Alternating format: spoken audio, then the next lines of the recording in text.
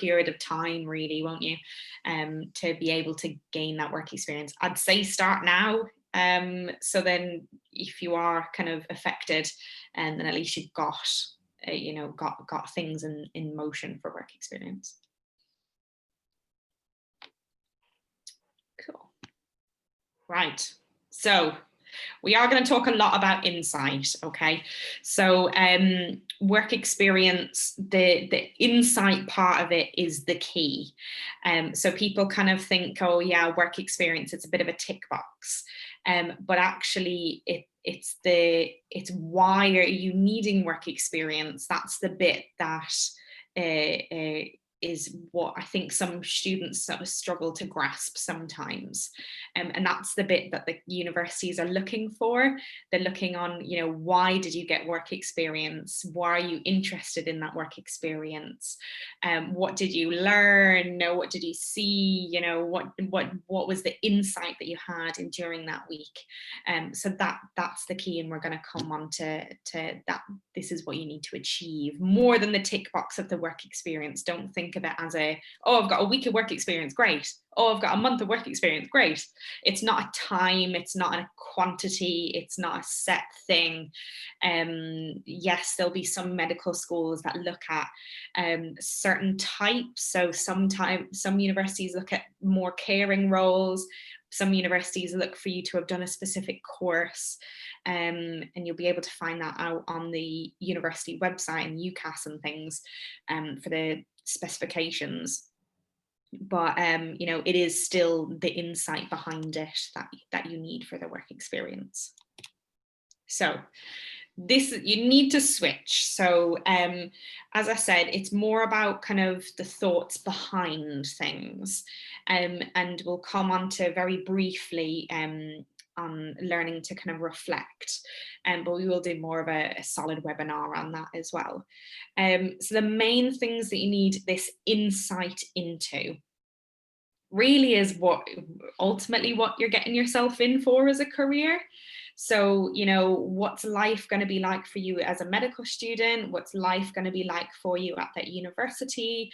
What's life as a doctor? If you're not interested in being a doctor, I know some people come onto these webinars if they're kind of looking at other healthcare professions. This is exactly the same. This is why, universities look for work experience. If you're interested in veterinary, pharmacy, nursing, midwifery, physiotherapy, it's the insight behind it. Do you really understand what the day-to-day ask is of that job? Do you really understand what they do? I'll be honest, I totally didn't. I started my job as a doctor, I was just like, oh my gosh. So, you do need that insight. And sometimes, you might have parents or family members that can give you a bit of an insight. You might have friends, you might have family friends. That's great. But, you can also get in contact with like lots of people. You're obviously all here because you want to know a bit more and to gain a bit of insight. That's it. You're showing, that you want to do it, and you want to have some sort of interest behind it. It's also really handy to learn, what's life in the NHS like if you're from abroad or have experienced a hospital abroad as well. Sometimes it's nice to say, oh, actually, I worked in a hospital in America, or I was on holiday and an accident happened and I seen something happen in America, and this is what happened in the UK, or somewhere else. I know I did it's about 6 weeks. I was in a hospital in India, and so you kind of like compared it that way, and then you can say, oh, this is what it's like in the NHS, is what it's like in another country. So that can be a good insight as well. So yeah, insight. If you learn 2 things from this webinar, it's insight and reflection. If anyone's been on our webinars before, I promise you, we keep saying it because we really want to drill it into you that these are the really important things, and really people underestimate how important these things are. Because if you have insight, you can answer things you can write things on your personal statement. If you have insight, then you can answer an interview question really well. If you have reflection, you can put things on your personal statement. And if you can reflect about your work experience, you can answer an interview question really well. So they're really, really key. Yeah, I think we're going to talk through quite a lot of things. We're essentially going to give the students a list of things that they can do, but it's about what you take from that, isn't it? And that's what absolutely. Yeah, I think that's really important what Mark said, because yes, we're going to give you like lists of things, but yeah, it's if you've read a book and you've learned about it, then you can talk about that. But if you read a book and you've not really learned about it, and it actually took you about 5 years to read it, you don't really remember what was on it, there's no really point in writing about it, because you've not really learned about it, you've not really gained insight from it. And the same on work experience. If you've done something that was a week long, but you were just standing there like watching and you didn't learn anything, that's why we're trying to highlight that it's not just shadowing. You can do a lot of other things to gain insight and gain work experience. So we are going to go through a lot of different ways to gain insight. And again, we're moving away from the word work experience, because I know there is obviously people who've had difficulties during COVID. We're going to talk about it more from an insight point of view as well. So volunteering, that's going to be our first off. So there's lots of stuff within volunteering. And these are some things that you can do to get that care role. So this is looking after someone apart from yourself.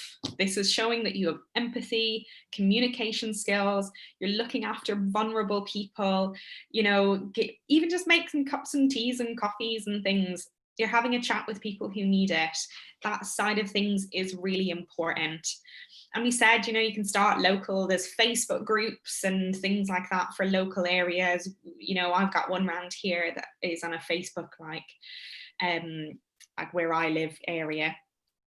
And yeah, there's, different aspects. Yes, there will still be some restrictions, and this will depend on area to area at the minute. I'm sure you appreciate with the new tier system that different areas are going to have different restrictions.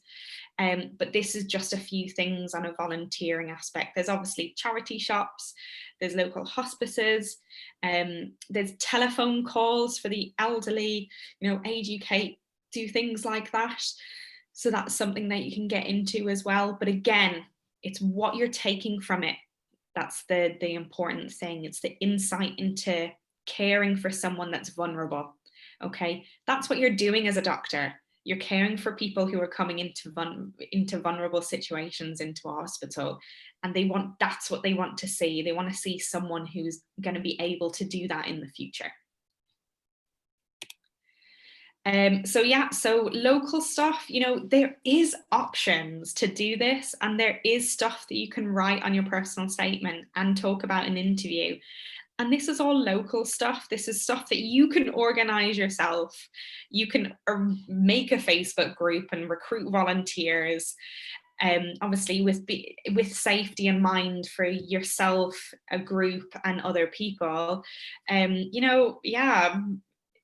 If you can, we've got rule of 6 as well at the minute for some areas, if you're keeping your distance, there's lots of things that you can do. So shopping for people who are vulnerable, doing a bit of gardening, like looking out for someone, even just chatting on your neighbor's door, like there is stuff that you can do. And yes, you might think it's quite menial, and you think, oh, why do they want to see that in my uni application? But I think that shows you really care. There's lots of people who are vulnerable, and some people are really afraid to go outside at the minute. And I think if you have, just a helping hand, I think that's really, it's a really nice thing to do for people. Yeah, definitely. I think just on that point as well, I think, we've got hundreds and hundreds of students here, and that's amazing. And even if half of you did one of these things on this list, like that would make your local community just that tiny little bit better. And you can also use it for your application and for your own personal development as well. It's a win-win for everybody. Yeah. You know, just by helping a neighbor out with their shopping, or with, you know, helping with their gardening, and you do that once a week for the next 6 months. By the time you come to write your personal statement next October, you would have had so many experiences just from that, the conversations you have and the care that you've been able to deliver over that 6 months kind of period, just by helping with shopping, or reading to some children online or something like that. That's huge, and that is such good quality stuff for your application. I think it's like Mark said, it's like that personal development thing, and that's where our reflection comes in. It comes in, you know, if you've had an experience that has changed you, that has made you think, has made you reflect, has made you, you know, it made you think, oh, what's it like for that other person? That's your empathy. You're thinking about what it's like to be in someone else's shoes, and that's, you know, one of these buzzwords that the universities look for. But you know, it's, you know,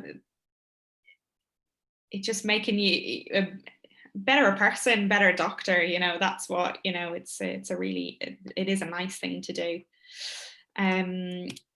So moving on a little bit from volunteering and local things, there's a few, I think even the next slide, there's a few kind of online resources, and it's more articles, materials, blogs.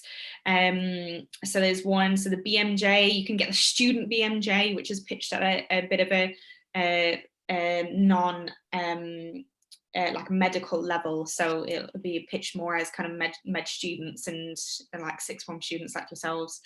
You know, there's the sick notes, there's podcasts, there's clinical communications on, I think I have 2 Spotify podcasts that I follow, and they're all more clinical and stuff. There's like a history of medicine one, but yeah, there's loads of stuff. So yeah, said about the BMJ, the BMA, there's absolutely loads. And obviously there's a lot of free stuff online. You know, you guys have joined us here for free as well.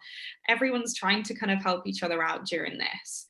So there is lots of podcasts and webinars and blogs and articles and loads of stuff. There's lots of stuff, and in this day and age of technology, there's lots of stuff that we can access through Google and internet searches and things like that. So yeah, so it's literally at your fingertips, all this content. So if you have some time, I appreciate that all of you will have a lot to do with study and extracurriculars and things like that, but even if you have just an hour in the evening at some point, just to have a little look through, keeping yourself up to date with all the articles on even just BBC News. You can get an app for that nowadays, so you can just sit there and go through. There's like a health section and obviously the coronavirus section, so you can go through and keep yourself up to date in that sense. I think keeping up. Yeah, what are you going to say? I think it's very easy these days to get information. Yeah. We've listed 10 different resources there already, and all these websites will be in the slides, so people can click through and find them later. It's very easy to get information. All of these websites will have email subscription type things for you as well.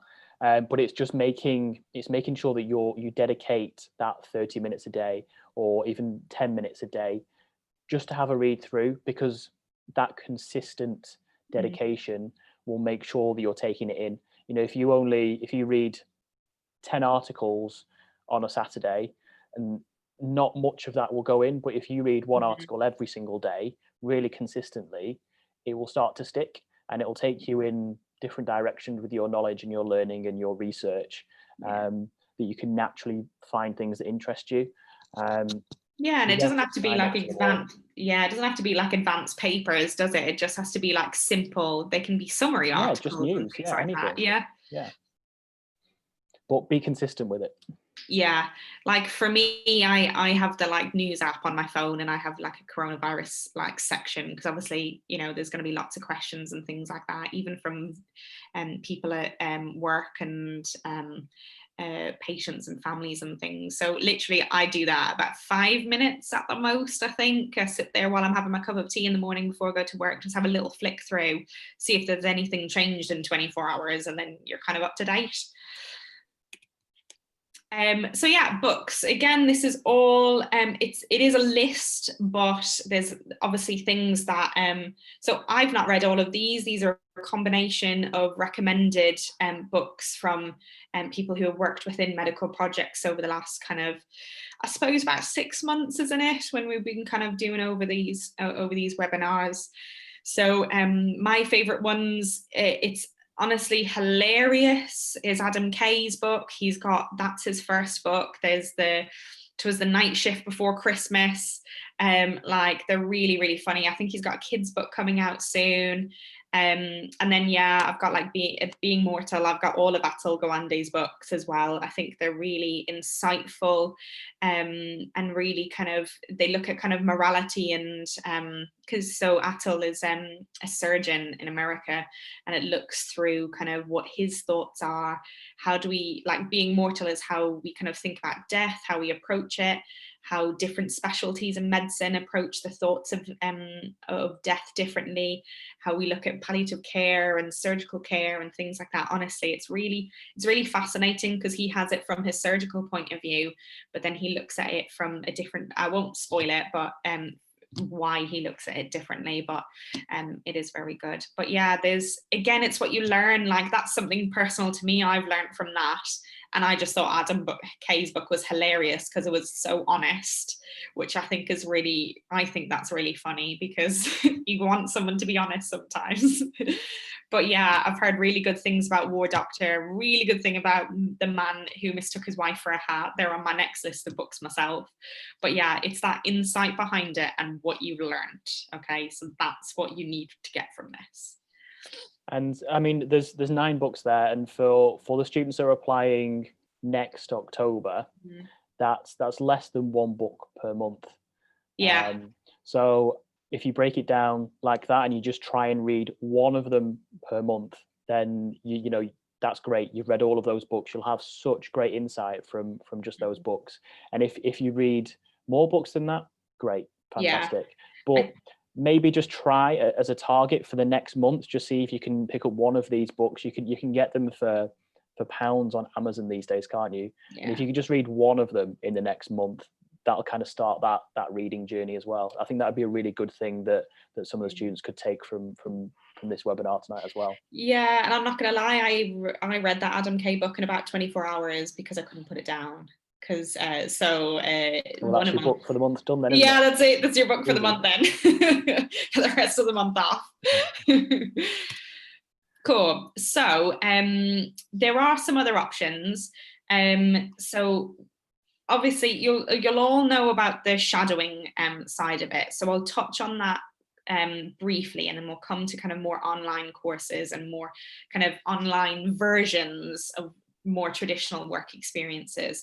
So shadowing and things, there are still shadowing posts, I believe, but again, it varies completely from hospital to hospital, and it varies on areas where you live.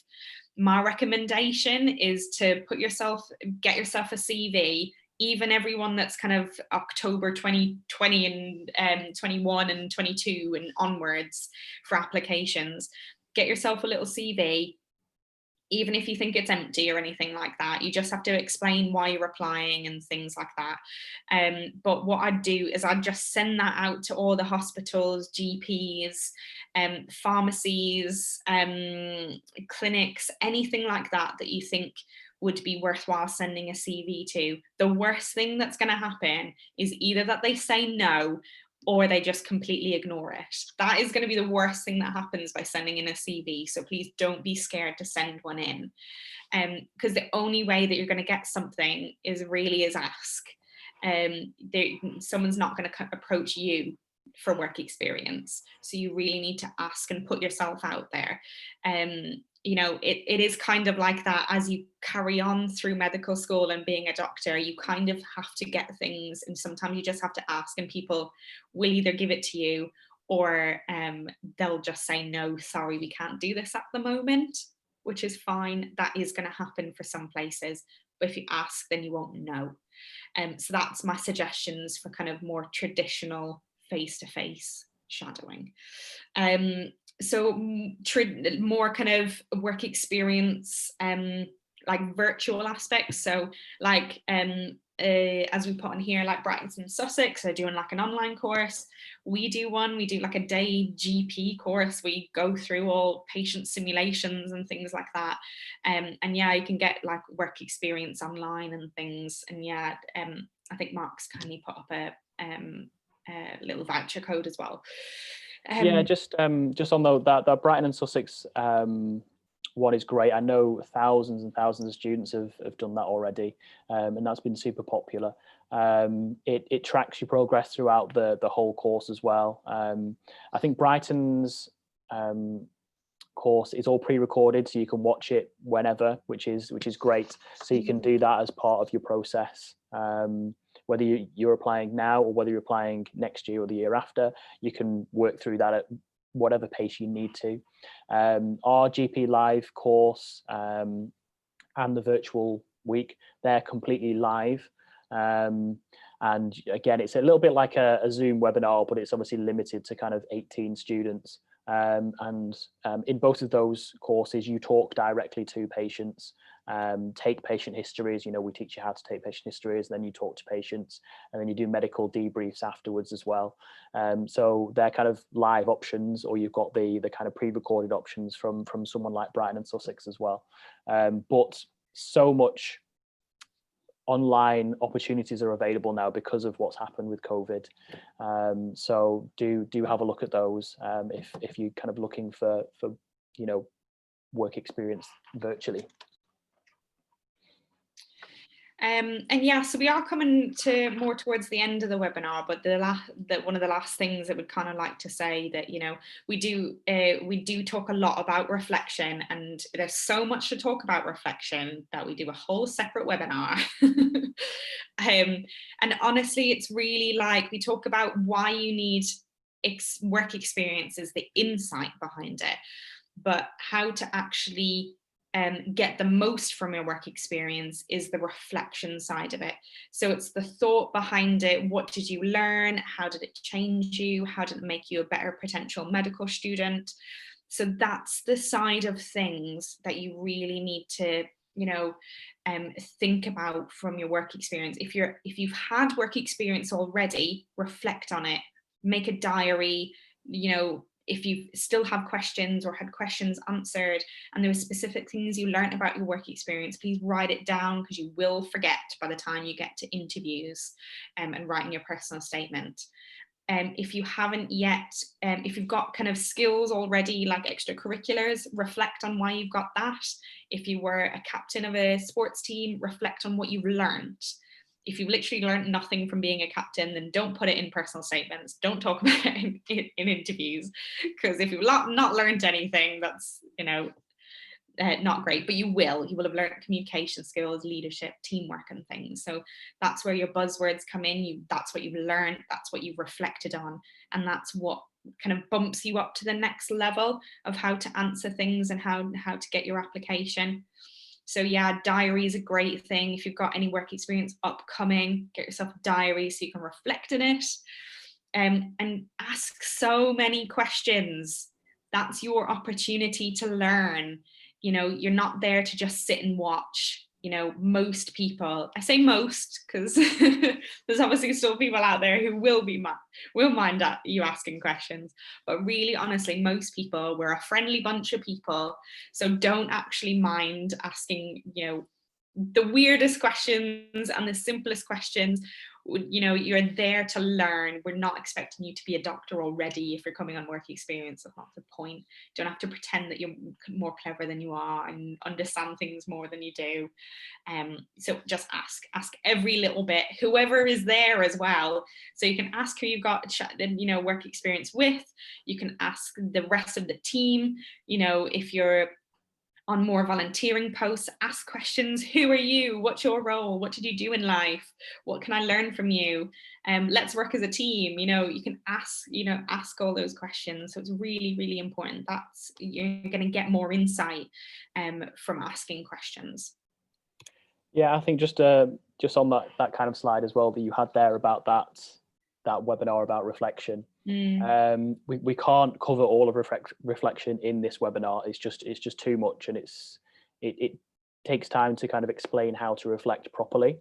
But what we have given you are things you can do, and that's probably 50% of what you kind of need when you're kind of filling out your application forms and things. But without the reflection part, you're not going to get that extra 50%. So yes, we've given you a list of things to do, and you need to go away and kind of research those and do some really kind of good work on those, but you have to be able to reflect on it. So please do watch it. It's on YouTube, it's all free anyway, so just watch that when you kind of come into thinking about your work experience, you think about doing all these things. Just make sure that you watch the reflection webinar as well, because that will teach you how to use it, and that is the absolute key. Yeah. So yeah, I'll keep this one very brief because we've talked a lot at you guys, and I'm sure you have lots and lots of questions. So reflection, we've just talked about that. Please go watch the past webinar, or I'm sure it might not be until kind of a few months time or anything, but we might do another one. And yeah, I really think work experience does not have to be shadowing, and it does not have to be with a doctor, and it does not have to be in a hospital. People think that they need that one. You don't necessarily need that one depending on universities. And at the minute, I'm sure that you don't necessarily need that one either, because it's quite difficult to get it in a hospital and with doctors. Everyone's quite busy. It's getting a little bit more peaked with cases of COVID. So think about other things that you can do. Think outside the box. We've talked about keeping up to date, keeping up to date with the current news, current articles, and yeah, maybe reflect about your own skills, what makes you a better doctor than the other person. And yeah, ultimately, you really need to stay positive. I know it can be quite difficult, and I know a lot of people are struggling during this time, but there is things to do. There is experience and insight to gain. There's lots of people really trying to help each other. So, there's lots of places you can ask questions. So please do. There is, help and support out there if you need it. Okay. Should we have some questions? Shall we have a look? Right, okay, so if everyone can use the Q&A tool rather than the chat function, because the chat function just sends it straight to me. But if you put it in the Q&A, that's where we'll be looking. So we'll make a start with the first one, which so are there any tips you would give for gathering work experience that would make you stand out from other candidates, as competition for medical school places is very high? So what can we do to stand out, basically, in work experience terms? Yeah, I think that's quite a common question, and I'm sure there's been a lot of upvotes for that one. I think a lot of people are always kind of worried about how to stand out, and you're utterly going to get sick of me saying this. I know what's coming already. I know, Mark's already laughing at me, but I promise you, it's, yes, there's going to be parts of work, there is going to be some work experience things and some experiences some people have that really are extraordinary. There might be things that they've done, things that they've organized locally, charities, and all that side of things that really are extraordinary. And that 100% will make you stand out. But the side of it that really is the bit that the universities want to see, that we want to see, and is the bit that actually makes you, it makes you sound more mature and makes you really come across as understanding, what you've learned, is reflection. Sorry. Really is reflection, because so part of a fair few medical schools anyway, and your life as a doctor, is reflection and portfolio. It's a way you have to document what you've learned, document your skills, document reflections, mistakes, assessments. So really they're trying to get a grasp on, how you can do that. So if you just say, oh, I did this, I organized this extraordinary charity event, and that's it, that's all you've said, Yes, that's amazing. But if you don't say, I've organized this charity event, it made me completely understand someone else's point of view. It made me understand what that person was going through, and it really helped me push more. We worked together in a team, understand that this is similar to how it is in a hospital, because that's what a hospital is. It's a working together in a team. And because I can do this, because I can do this well, this will make me a better doctor. So it's a long answer, sorry, but there's no specific answer to that. Yeah, I think my shorter, it's the same concept. I think my shorter answer would be, you can have two people that do exactly the same piece of work experience, but one will reflect on it better than the other. And that person that reflects on it will stand out more than the person who doesn't reflect on it very well. So if you get good at reflection, you can take any piece of experience or insight and it will make you stand out. So learn how to reflect and you will start to stand out. Yeah. Yep. Okay. Super popular one here is, can we put webinars on our personal statement? I don't see why not. I think the only thing what makes me say a little bit is probably that you'll have a lot of things that you'll try and have to fit into your personal statement. You only have 4,000 characters. And I'm sure if you start it off, again, we've got other webinars about personal statements as well, but when you're bullet pointing things that you want to include in your personal statement, if webinars are high up there and they're higher on the list of what you've learned, what you've gained insight into, yes, and it's good, that would be quite interesting to mention because they might bring it up in your interview. But actually, if you've got lots of other things and it's not something at the top of your list, and you don't have to put everything in your personal statement, you put the important things and the really things that you've learned about you and the career. I think if you've taken something very specific from a particular webinar and you have, that really kind of resonated with you, then maybe that's something that could go in. If you've had a conversation with some medical students and they provided insight into life at medical school, do you think that if that really resonated with you and there was space in the statement, do you think that could go in then? Yeah, I think so. I think, yes, if it really kind of meant something to you and it really kind of helped you understand things a bit more, I think, yeah. But again, like you said, you picked up, it is that space issue. And if there's other things that you think that are more appropriate for you personally to put into your personal statement, then yeah, include those. But if if for you personally you've learned more from the webinars, then yeah, I'd put them in. So another one here, obviously a super popular one, is I'm in year 12 and I'm 16, but a lot of the places that I'm applying to say I must be 18. Are there any more work experience options that are more likely to allow somebody that's under 18?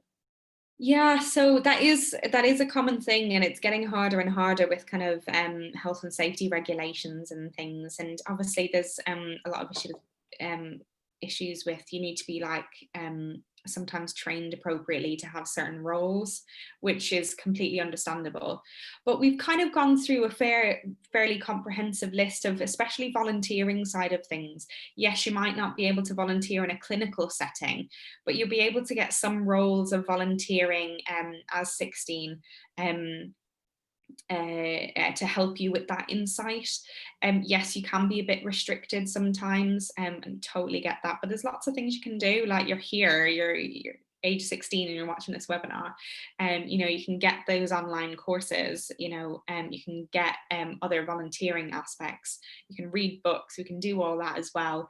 There is opportunities there. Okay. The next most popular question is actually about GCSE grades impacting applications to university.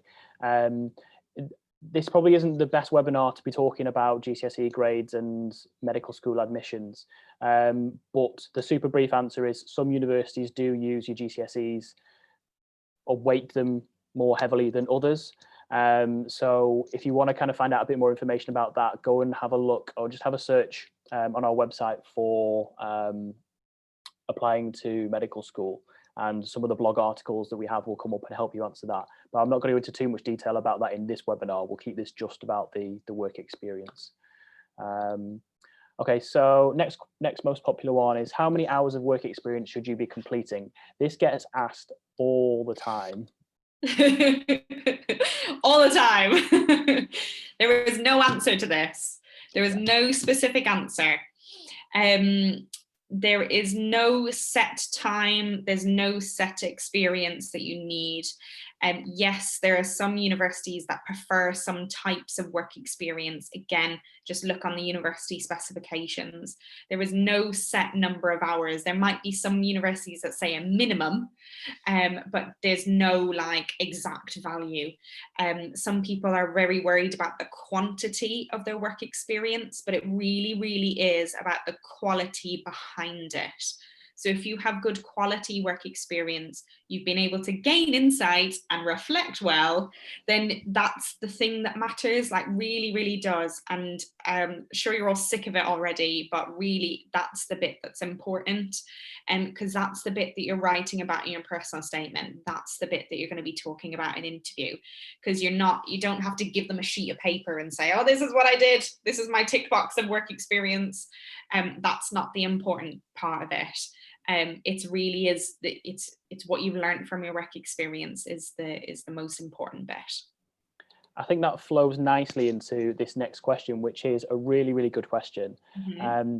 So what do medical schools look for us to have gained specifically through our work experience placements? I think that's a quality question. That is a quality question, actually. That's quite a good one.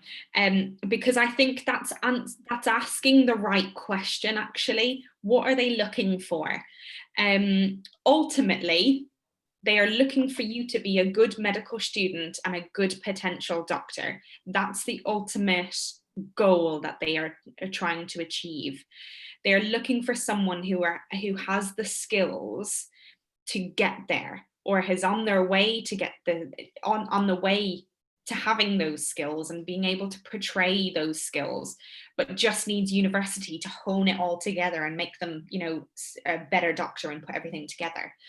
So yeah, they go on about all these buzzwords about leadership and communication and empathy and responsibility, but asking why do they want those skills is the important bit.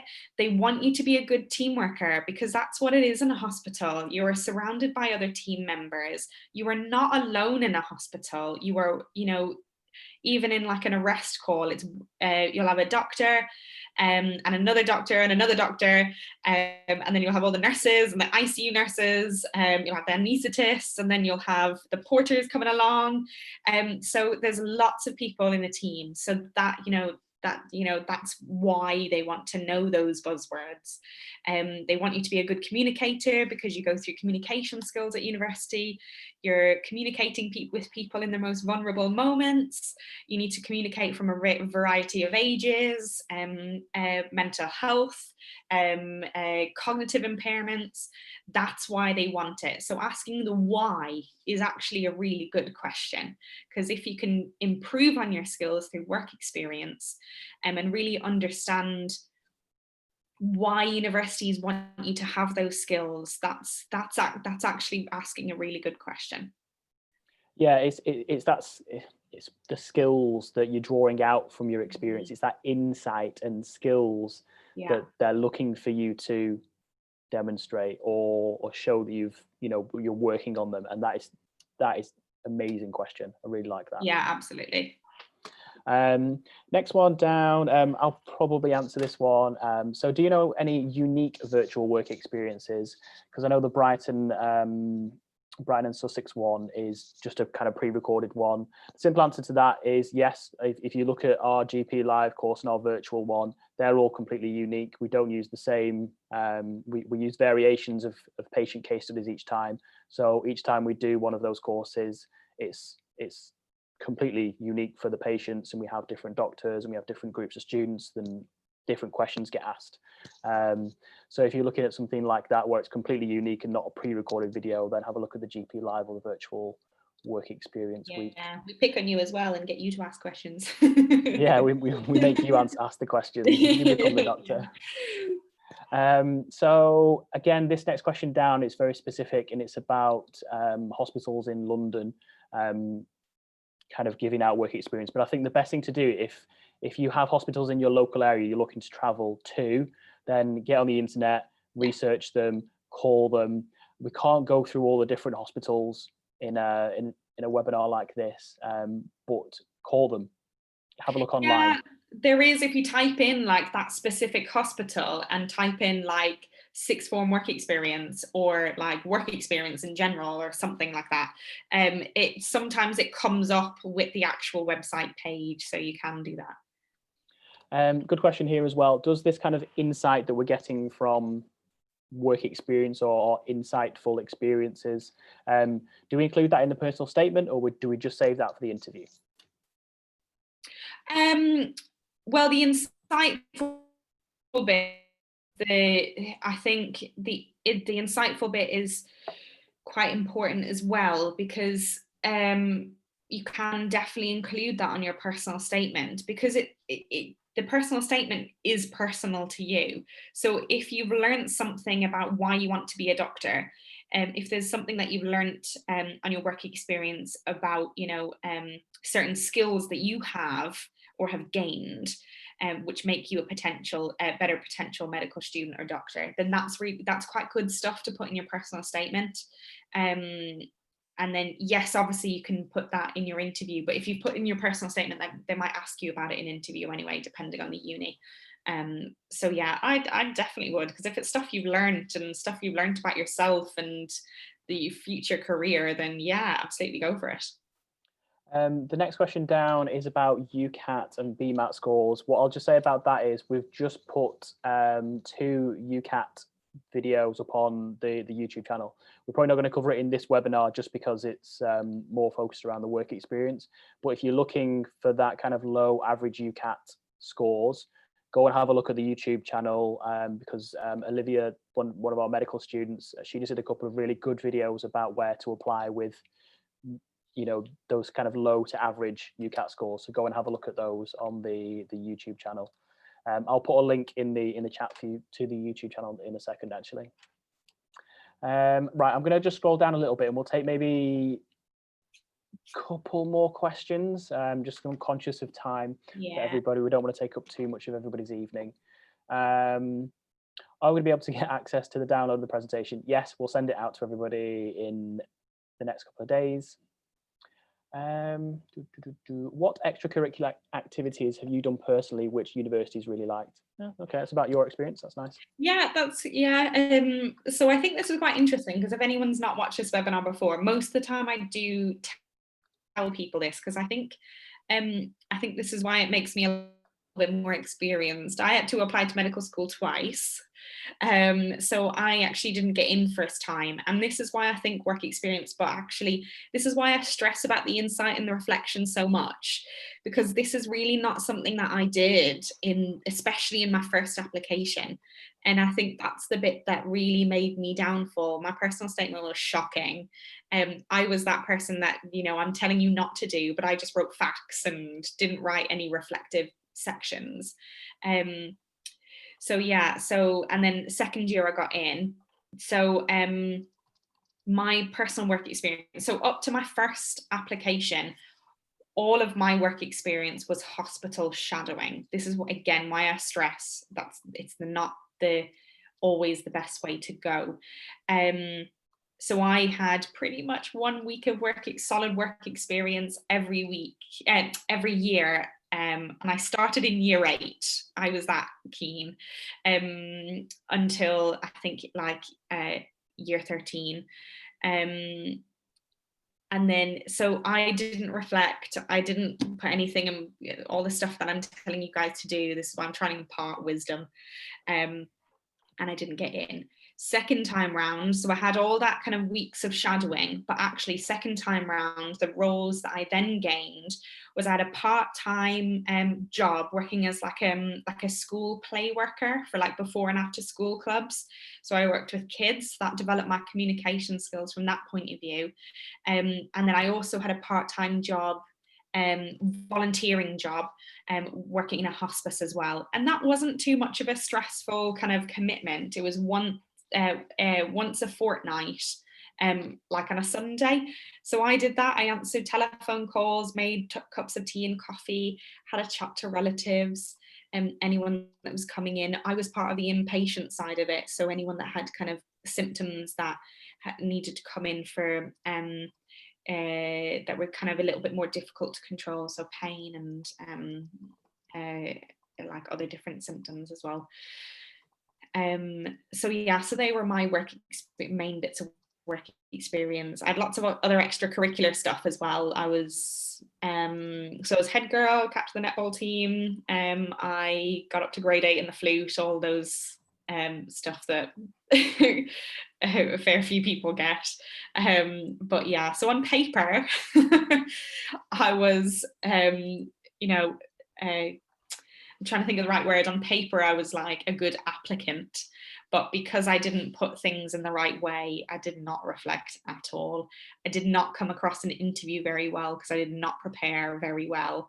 Yeah, that they were my downfalls. So that's why we try and let you guys know. I think that's a really good kind of way to kind of wrap up, actually, is because it shows that you had everything on paper that you think would make or would be attractive to a medical school, but you didn't get in that first time. And then obviously you took that year out, you gained, it wasn't even hospital based work. No, it wasn't. No. Experience through the kind of the play care side of things. You learned how to reflect on it, and then you're in. And I think that shows the importance of reflection. And I think that will help a lot of people out, especially over this next year when these traditional work experience opportunities aren't there. But that doesn't mean that you're at a disadvantage, because you can still do other things and you can still reflect on them properly in the same way you did. I think that's a really good way to kind of wrap up the spirit of this webinar. Yeah. Send it everywhere. Send your CV everywhere. Okay, cool. Yeah, I'm just conscious of the time. It's just coming to 8 o'clock, so that's perfect timing. Sorry if we didn't manage to get through everybody's questions. There's literally hundreds and hundreds of questions. Yeah, literally. Hopefully we've managed to answer the most important ones. We will send out these slides in about 2 days' time. So we'll drop you an email with a recording of this and a copy of the slides as well. If you've got any more questions, please feel free to reach out to us, drop us an email or send us a message on some kind of social media. And we'll be doing another webinar in a couple of weeks' time. I think it's about life as a surgeon. So we've got a surgeon that's going to come and talk about his experience as a surgeon. So have a look at the website and register for that one as well. But yeah, thank you very much for joining us tonight. Thank you, April, for joining us as well and sharing your insights. Have a great evening, everybody. Thank you very much.